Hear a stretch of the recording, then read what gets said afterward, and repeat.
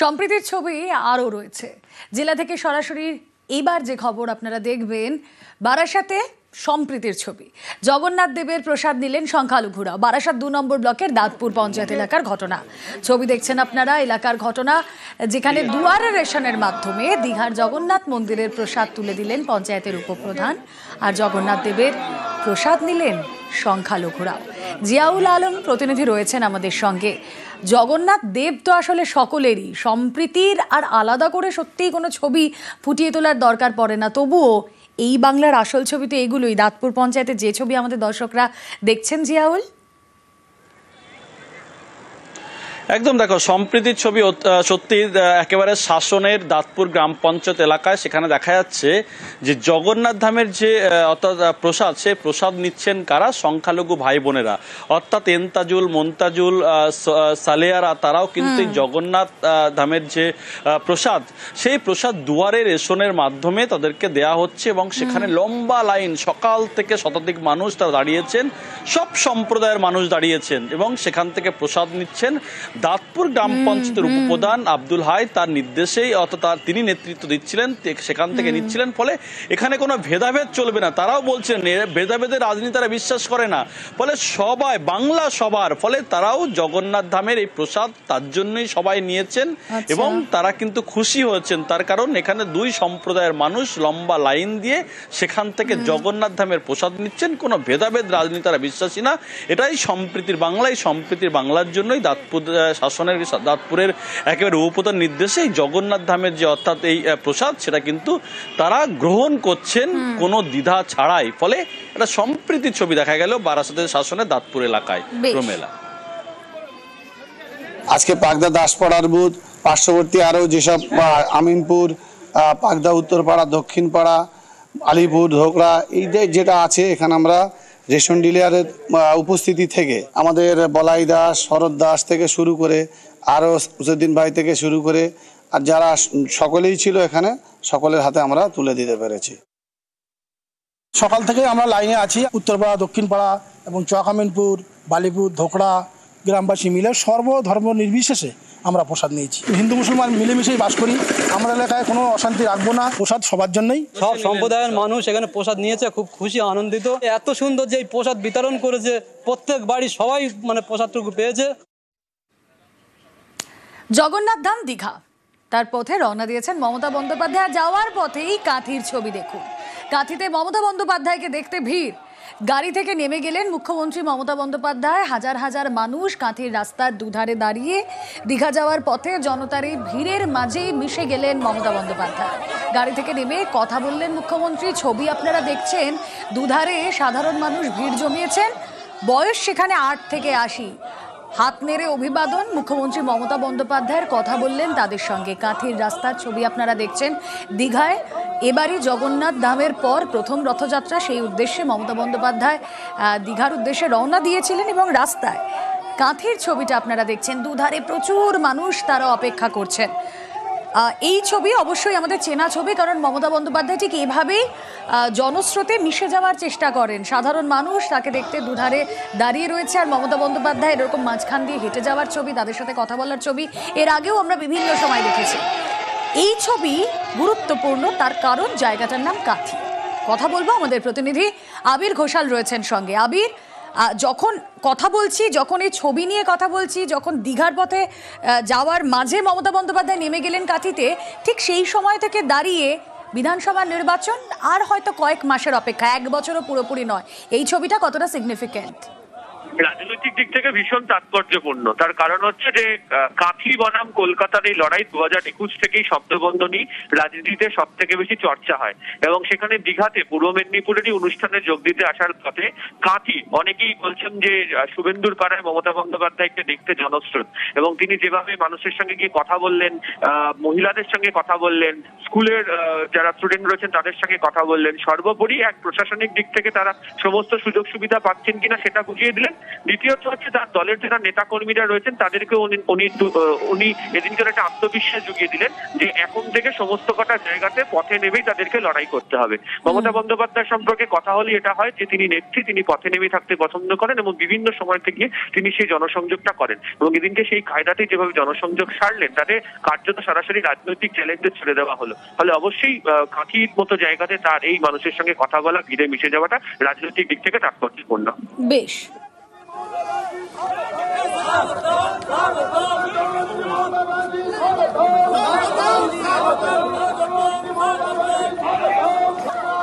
কলকাতা থেকে দীঘা যখন যাচ্ছেন তখন ডান হাতেই পড়ে মারিসদা থানা। দীঘা যাওয়ার পথে সেই মারিসদা থানায় যান মমতা বন্দ্যোপাধ্যায়। ওসি এবং পুলিশ কর্মীদের সঙ্গে কথা বলেন মুখ্যমন্ত্রী। ঠিক কাঁথির আগেই ডান দিকে মারিসদা থানা, সেখানে পৌঁছে গিয়েছিলেন মুখ্যমন্ত্রী মমতা বন্দ্যোপাধ্যায়। কথা বলেন সেখানে পুলিশ কর্মী এবং ওসির সঙ্গে।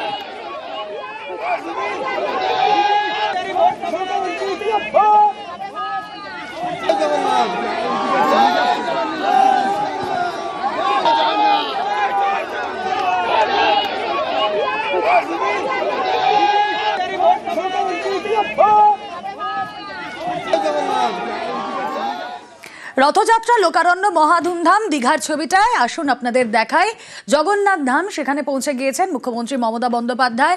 কাল বাদে পরশু রথযাত্রা এবং তার আগে এই রথযাত্রা ঘিরে দীঘা সেজে উঠেছে। সব পরিস্থিতি সরজমিনে খতিয়ে দেখতে মমতা বন্দ্যোপাধ্যায় নিজে পৌঁছে গিয়েছেন। যে ছবি আপনারা দেখছেন 30শে এপ্রিল জগন্নাথ মন্দিরের উদ্বোধনের পর এবার রথযাত্রা, সেই রথযাত্রার প্রস্তুতি খতিয়ে দেখতে পৌঁছে গিয়েছেন মমতা বন্দ্যোপাধ্যায়।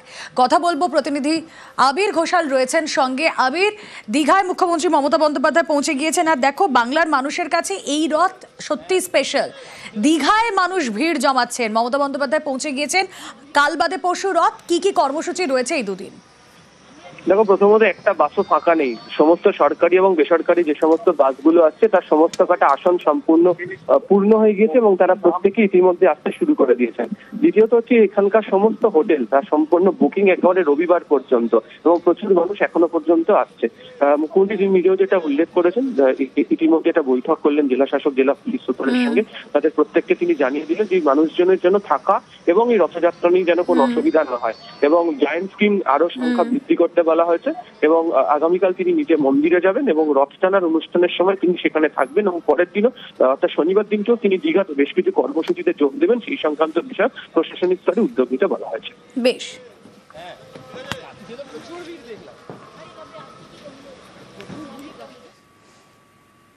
মাঝে মাত্র একদিন, শুক্রবার জগন্নাথ ধামের রথযাত্রাকে ঘিরে সেজে উঠছে সমুদ্র সৈকত দীঘা। বৃহস্পতিবার জগন্নাথ মন্দিরে নেত্র উৎসব, পরশু রথযাত্রা। ছবি দেখাচ্ছি আপনাদের, রথযাত্রা ঘিরে সেজে উঠেছে দীঘা। দীঘার রথযাত্রায় 3টি প্রধান রথ রয়েছে, সেগুলোর প্রত্যেকটা আলাদা আলাদা নাম রয়েছে। আপনারা জানেন জগন্নাথ দেবের রথের নাম নন্দী ঘোষ, বলভদ্রের রথের নাম তালধ্বজ এবং সুভদ্রা দেবীর রথের নাম দর্পদলন। আসুন একটু কথা বলি, আমাদের প্রতিনিধি সুজিত ভৌমিক রয়েছেন সঙ্গে। সুজিত, উদ্বোধনের সময় সুযোগ হয়েছিল এই গোটা কর্মকাণ্ডটা প্রত্যক্ষ করার। রথযাত্রা অবশ্যই তোমাদের মাধ্যমে আমাদের দর্শকদের সামনে তুলে ধরবো। কি কি কর্মসূচি রয়েছে, কিভাবে রথযাত্রা পালিত হবে এবার প্রথমবার দীঘায়?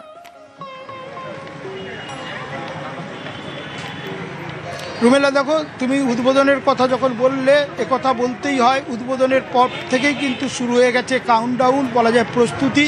কিসের প্রস্তুতি? না, প্রথমবার দীঘায় রথের চাকা গড়াবে, সেই রশি টানার জন্য মানুষের উৎসাহ যথেষ্ট রয়েছে এবং ইতিমধ্যেই প্রস্তুতি বলতে যেটা দেখার, সেটা প্রথমবার বলে সাবধান থেকে অনেকটা গুরুত্ব দিয়ে কিন্তু প্রশাসন প্রস্তুতি নিয়েছে। কেন না, উদ্বোধক হিসেবে প্রথমবারের জন্য যিনি থাকছেন তিনি মুখ্যমন্ত্রী মমতা বন্দ্যোপাধ্যায়। তিনি ইতিমধ্যে পৌঁছেও গিয়েছেন সেই দীঘা, যেখানে কিনা জগন্নাথ মন্দির উদ্বোধনকে ঘিরে রীতিমতো উৎসবের আমেজ দেখা দিয়েছিল। তারই যেন রেস, যেন মাঝে কিছুদিন দেখা গেছে চুপচাপ, কিন্তু এখন যেটা দেখা যাচ্ছে যে এক দুয়ারে যেখানে রথযাত্রা কাল বাদে পরশু, আজ দেখা যাচ্ছে একেবারে যেটা বলা যায় যে রীতিমতো প্রস্তুতি একদিকে আর উৎসাহ। দীঘার হোটেলে রুম নেই, নিরাপত্তা ব্যবস্থা জোরদার করতে হয়েছে, কারণ মুখ্যমন্ত্রী এসেছেন, তিনিই রথের উদ্যোক্তা, তিনি রথ টানবেন এবং তা থেকেই সূচনা হবে। অন্যদিকে মাসি বাড়ির কথাটাও আবার জানিয়ে রাখি, সমুদ্র তীরে যে পুরনো জগন্নাথ মন্দির তারই পাশে মাসি বাড়ি মন্দির তৈরি হয়েছে, সেখানেই 7 দিন ধরে থাকবে জগন্নাথ, বলরাম, সুভদ্রা, এবং তারই যে প্রস্তুতি সেটাও চলছে। অন্যদিকে দর্শনার্থীদের ভিড় তুমি দেখো, যে ছবি আমরা প্রথম দিন থেকে দেখে আসছি উদ্বোধনের পর, আজও যেন বাড়ছে এবং রথকে ঘিরে আরও বাড়বে এমনটাই মনে করা হচ্ছে, এরা ভাবা হচ্ছে, দেখাও গেল। কারণ আজকে যেটা দেখা যাচ্ছে দীঘার ছবি, যথেষ্টই তৎপর প্রশাসন, যথেষ্টই উৎসাহ বলা যায় পর্যটক থেকে যারা দর্শনার্থী তাদের, এবং প্রথমবারের রথকে ঘিরে রীতিমতো উন্মাদনার ছবি দীঘায় দেখা যাচ্ছে। মুখ্যমন্ত্রী আসার পর নিরাপত্তার ব্যবস্থাটা আরও জোরদার করা হয়েছে। অন্যদিকে রথ যখন টানা হবে তখন এই ব্যবস্থাপনা আরও জোরদার করা হবে, কারণ নিখুঁত করতে হবে। কারণ জাতীয় সড়কের ওপর দিয়ে রথ টানা হবে, 1 কিলোমিটার পথ, সেই পথ কিভাবে একবারে নিশ্চিদ্র নিরাপত্তায় থাকবে সেই ব্যবস্থাও কিন্তু করে দেওয়া হয়েছে। সব মিলিয়ে রুমেলা যে ছবি তুমি দেখে গেছো নিজে, যা তুমি দেখে গেছো প্রায় 1.5 মাস 2 মাস আগে উদ্বোধনে, আবার আমাদের মাধ্যমে তুমি দেখবে যে ছবি, তারই আজকে দেখা গেল কাউন্টডাউন। সেই কাউন্টডাউন আগামীকাল আরও মানে দেখা যাবে গর্জিয়াস টাইপ। আবার তার পরের দিন দেখা যাবে যে মূল মহেন্দ্রক্ষণ, যখন কিনা রথযাত্রা মহা ধুমধামে মানুষ মাতবেন। বেশ, পুরীর মতোই কি 3 রথ এখানে? হ্যাঁ, একদম ওই রকমই বানানো হচ্ছে। অফকোর্স হাইটে একটু ছোট আছে। বলদেব রথে 14টা চাকা আছে, সুভদ্রা রথে 12টা চাকা আছে, আর জগন্নাথের 16টা চাকা আছে। 3টে রথের নামটাও হয়, বলরাম যেখানে বসেন ওটা হচ্ছে তালধ্বজ, সুভদ্রা মহারানী হচ্ছে দর্পদালন, আর জগন্নাথের রথের নাম নন্দী ঘোষ। আমরা 26 তারিখ রাত্রি বেলায় এই 3টে রথ আমরা নিয়ে গিয়ে মেন রোডে রেখে দেবো, কেন কি এটা পুরীর মতন বানানো হয়েছে, এতগুলো চাকা আছে, সেই জন্য লেফট টার্ন রাইট টার্ন নেওয়া সুবিধা নেই এ রথে।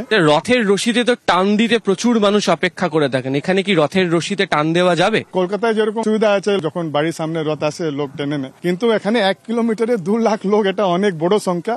সেই জন্য আমরা ভগবানকে যখন পাণ্ডি বিজয় করে রথে বসাবো, তারপরে লোক ভগবানকে রথে দর্শন করতে পারবে রোপ টাচ করে। চাইনা, রাশিয়া, ইউক্রেন, আমেরিকা, জাপান, ওখান থেকে পর্যটকটা আসছে। দীঘা জগন্নাথ মন্দির পুরো ইন্টারন্যাশনাল কমিউনিটির জন্য একটা ওয়েসিস হয়ে গেছে, ওরা খুব আনন্দিত।